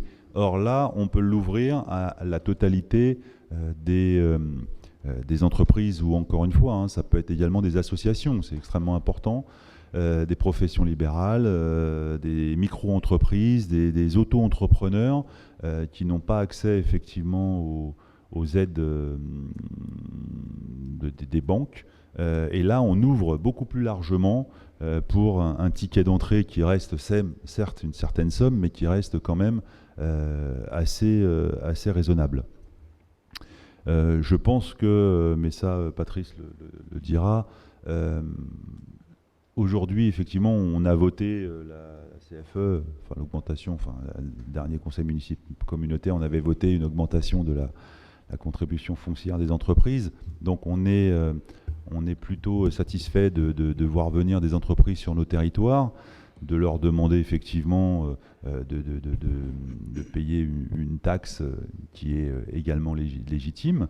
Mais lorsqu'il y a des entreprises en difficulté, je pense que la communauté de communes peut, en tous les cas, par encore une fois une somme relativement raisonnable, les aider via la région Île-de-France, qui quand même a mis une certaine somme d'argent, et encore une fois, l'enveloppe c'est 100 millions d'euros.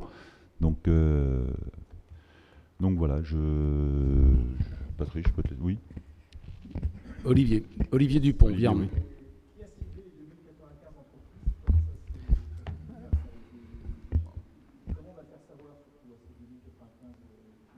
Alors, ça c'est la région qui a répertorié le nombre d'entreprises pour chaque communauté de communes ou communauté d'agglo, hein, puisque la région Île-de-France c'est relativement vaste.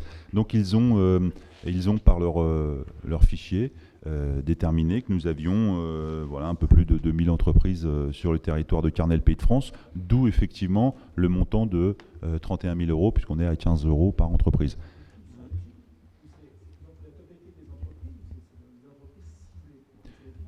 Non, elles sont toutes éligibles, effectivement.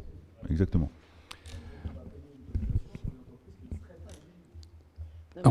Si, en fait, justement, elles sont toutes potentiellement éligibles. Après, il y a une analyse qui est faite quand même. Si.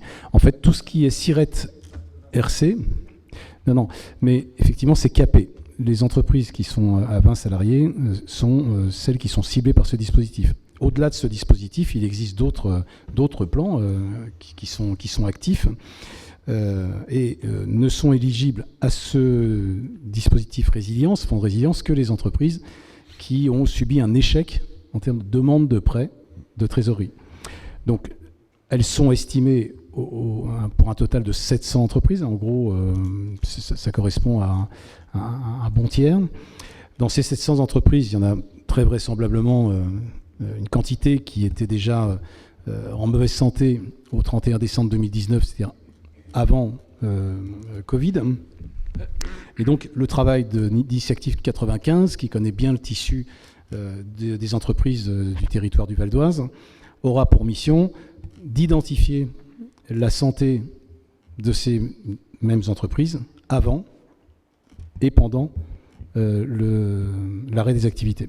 Donc si l'activité était récente, si l'activité était antérieure aussi, et si elle fonctionnait, même s'il y a des légères disparités ou mouvements ou difficultés, elle reste éligible. Par contre, si une entreprise était sur le point de déposer son bilan, voilà. Donc ils auront un tri à faire qui sera le plus sérieux possible. Absolument. Tu portes bien le masque. Si tout le monde ne porte pas. Ça peut être le cas si ces entreprises font plus de 20 salariés, évidemment. Mais encore une fois, c'est ça. Si elles le sollicitent, si elles nous sollicitent, elles seront éligibles dans les critères de 20 salariés maximum et correspondant aux strates que Sylvain a évoquées tout à l'heure. Donc il y a une liste de profils d'entreprise et qui inclut également les associations pour autant qu'elles aient des salariés. Pas seulement les personnes qui...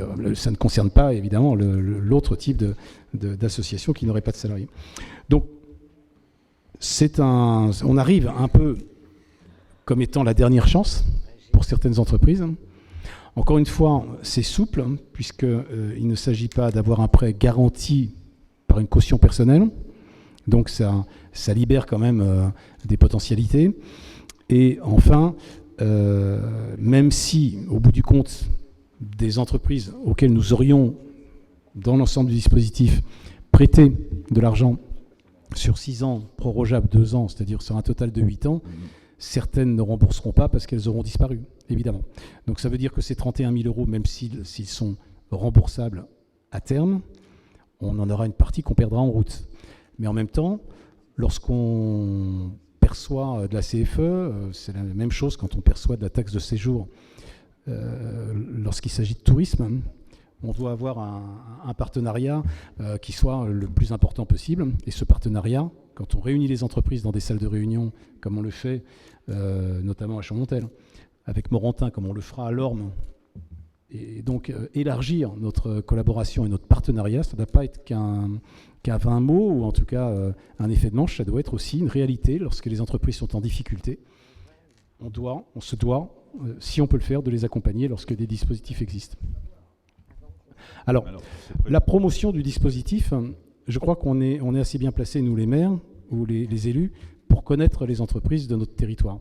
Donc l'intercommunalité n'a pas identifié les 2000 et quelques entreprises avec ces SIRET, donc la région, elle, a une action là-dessus, mais surtout Initiative 95. Donc ce fonds résilience commence à être connu, la promotion va en être faite, il va durer ce fonds plusieurs mois. Il sera même étendu, si j'ai bien compris, sur 2021. Et l'idée, c'est vraiment de faire en sorte qu'on protège au maximum le tissu des artisans, des libéraux, des entreprises de petite taille sur notre territoire. C'est vraiment ça l'idée. Je trouve que c'est une très bonne solution, en tout cas une très bonne alternative, et j'espère qu'on pourra la pousser. Laurence, une question.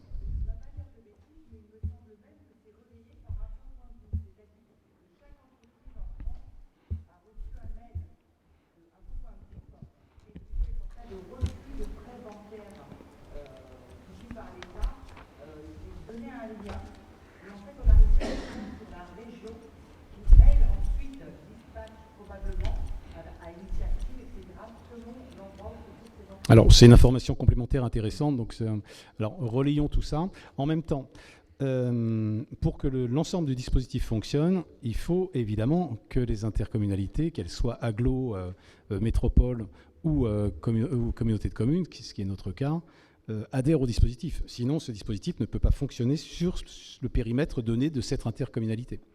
Donc, il est important justement de pouvoir avoir la vision de l'ensemble. Daniel, tu voulais prendre la parole?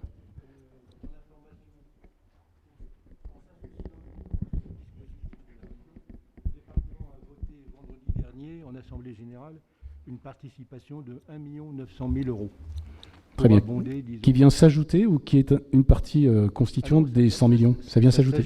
Très bien. Département, région, département et communauté de communes en fonction de son territoire. Oui, je ne l'ai pas présenté. Donc Daniel Dess, donc élu à Vierme et vice-président du conseil départemental du Val d'Oise, donc, qui prend souvent la parole au titre et qui est autour de table au titre du département. Bien, alors, donc du coup... un petit complément aussi, les commerçants, les hôteliers, les restaurateurs peuvent bénéficier également de ce fonds. Voilà. Après, il y a Aurore Duc, donc, qui est en charge des entreprises au sein de la communauté de communes, se proposait effectivement de voir avec la région pour avoir un courrier type qui pourrait vous être envoyé. Et si vous connaissez des entreprises qui peuvent en bénéficier, vous pourriez éventuellement leur envoyer ce document. L'idée, c'est d'être également proactif, c'est-à-dire d'aller faire savoir qu'ils peuvent bénéficier d'aide.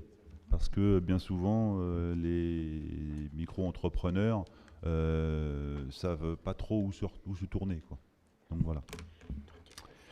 Donc je pense que c'est un très très bel outil qui est mis à disposition de la communauté de communes et surtout aux entreprises qui sont en difficulté et qui ont besoin de trésorerie pour passer la crise.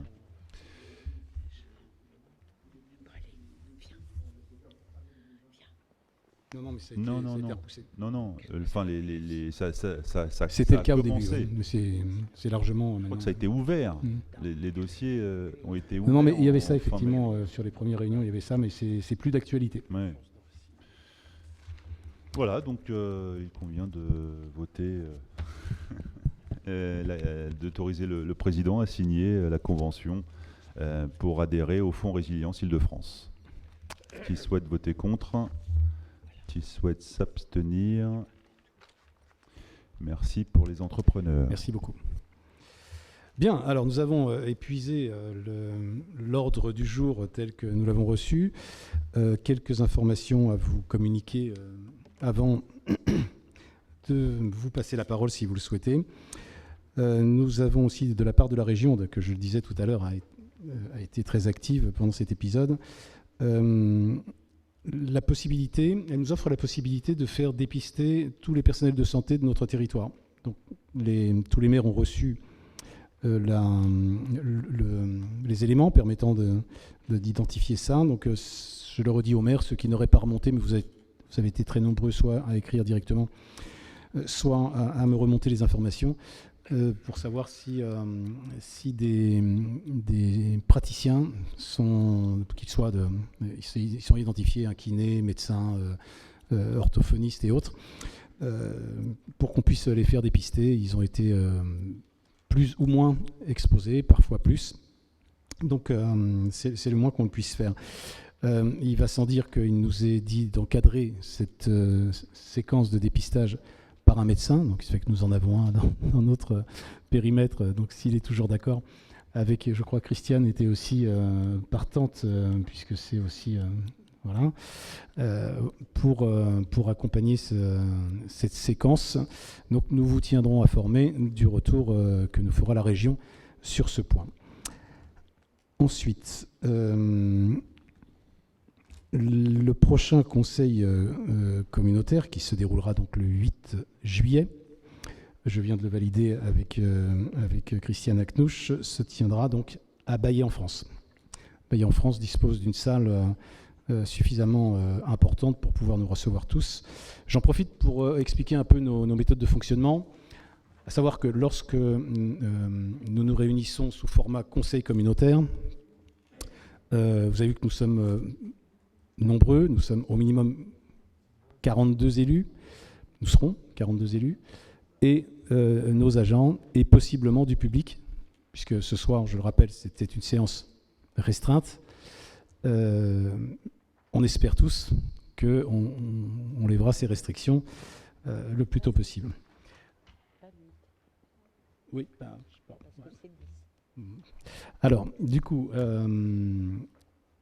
lorsqu'on se réunit en format de conseil communautaire, on se réunit toujours dans une salle qui a cette capacité d'accueil, par exemple.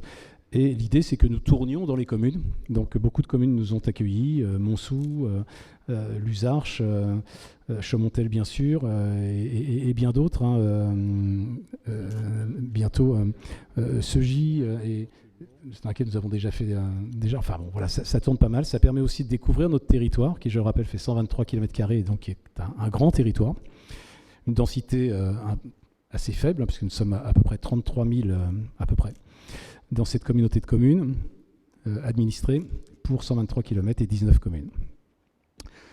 Le conseil communautaire se réunit à un rythme au rythme de son besoin. Donc, tout comme les conseils municipaux, il est imposé 4 conseils par an. Il est évident qu'on en fait beaucoup plus.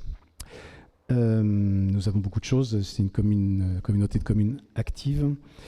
Et les projets alimentent l'essentiel de sa réflexion et puis aussi un ensemble de dispositifs et d'outils. Lorsqu'il s'agit des commissions, elles se réunissent à l'Uzarches pour l'instant et les bureaux également. L'Uzarches 15 rue Bonnet, donc pour nos nouveaux collègues, donc ce sont des locaux qui se situent à proximité du centre-ville. Et dans quelques mois, nous disposerons d'un nouveau siège social qui sera toujours situé à l'Uzarches, qui s'appelle le château de la Motte. Alors je m'empresse de dire que ça n'est pas un château, ce sont les vestiges par des tours assez jolis. C'est une grande maison, une grande bâtisse qui a appartenu jadis au département et qui a été vendue il y a de cela un peu 10-15 ans par le département à la communauté de communes Pays de France à l'époque. Et à la faveur de la fusion, il a été décidé d'en faire le futur siège social, mais en même temps le pôle culturel de notre intercommunalité. Pourquoi le pôle culturel ? Puisque cet espace sera largement rendu au public par des événements qui se tiendront tant à l'intérieur qu'à l'extérieur. On espère beaucoup que ça se fera beaucoup à l'extérieur. Il y a une mode féodale. Et puis un parc assez joli, même qu'on peut qualifier de très joli. Et des vestiges des tours dans lesquels il peut être organisé un certain nombre de choses sur ce socle-là. Ça veut dire que nous pourrons accueillir nos agents dans de meilleures conditions qu'aujourd'hui, parce qu'aujourd'hui c'est un peu petit. Notre communauté de communes a grandi. Le siège actuel était prévu pour une communauté de communes de 10 communes, et à peu près 10 000 habitants. Et la volumétrie avec 19 maires versus 10, c'est pas tout à fait la même. Ça veut dire des équipes, etc. Donc on a construit notre organisation, notre organigramme en fonction des besoins. On avançait en marchant de notre intercommunalité en 3 années. Et nous pensons maintenant avoir couvert l'essentiel des besoins RH en termes de compétences, mais ça nécessite que nous ayons des locaux adaptés, ce qui n'est pas le cas. Et donc nous privilégions déjà le télétravail depuis le 1er janvier 2020, et qui s'est accentué, mais heureusement nous avions pu voter les dispositifs de fonctionnement, les liaisons, les équipements de PC portables, etc., pour pouvoir travailler à distance et qu'il y ait une continuité de service public. C'est ce qui s'est passé. Donc nous n'avons à aucun moment subi une rupture de service public. Donc je tiens à remercier officiellement l'ensemble des agents, pas seulement ceux qui sont présents, mais l'ensemble des agents, et en particulier Christophe qui a organisé tout ça de façon très, très performante. Donc Christophe, j'en profite pour le présenter, qui est le directeur général des services de notre communauté de communes depuis sa fusion, donc, et qui auparavant était sur la commune de Chaumontel. Voilà pour je referme cette parenthèse. Pour la suite des événements, donc je l'ai dit, nous installerons le nouveau conseil communautaire en date du 8 juillet. À l'issue de ce conseil communautaire, cette communauté de communes sera dotée d'un exécutif et nous pourrons travailler les dossiers, vous présenter les projets et continuer à avancer rapidement en fonction des nouvelles ou actuelles orientations validées. Mais voilà, on aura du pain sur la planche, n'en doutons pas. Je ne sais pas s'il y a des prises de parole souhaitées. En tout cas, si vous le souhaitez, je vous passe bien volontiers la parole, si certains souhaitent le faire. Si vous avez des portées à connaissance ou si vous avez des questions à poser. Oui, donc l'information est intéressante. On a effectivement calé un deuxième conseil communautaire. Je ne sais plus si je l'avais dit ou pas tout à l'heure, je ne me rappelle plus. Je ne l'ai pas dit. Immédiatement après la date du 8 juillet, puisqu'en fait, on a perdu 3 mois, hein, évidemment, mais il y a beaucoup de choses qui sont à décider. Donc, nous aurons à nous retrouver le 10 juillet sur un format conseil communautaire, probablement à Baillet également. Ça évitera de faire une logistique de salle 2 fois de suite, donc on gardera la même organisation. Puisque juste immédiatement après, c'est le week-end du 14 juillet, beaucoup d'entre nous partiront possiblement en congé. Et ça va devenir très compliqué d'avoir un quorum jusqu'à la rentrée de début septembre. Donc il est important, urgent, que nous puissions prendre les premières décisions qui s'imposent à notre organisation dès le 10 juillet prochain.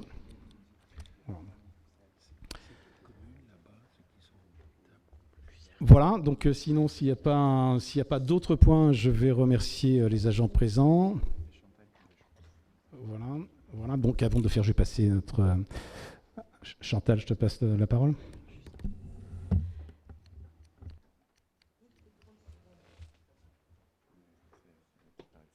Vous m'entendez? Oui. Juste 30 secondes. Nous aurions besoin, pour surtout nos nouveaux arrivés, d'une photo d'identité pour qu'on puisse vous créer un trombinoscope. Si vous pouviez l'adresser à l'interco, on va essayer de vous faire un tableau qui vous permettra de vous retrouver, de vous repérer, de vous connaître, de pouvoir partager entre vous. Donc si vous pouvez, ce serait bien. Merci.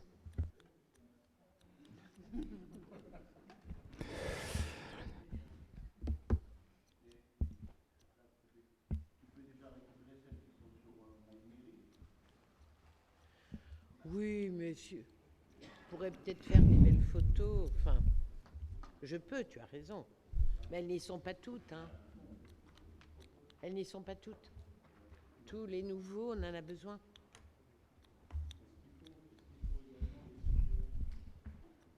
Je pense que oui, puisqu'on en a maintenant. Oui.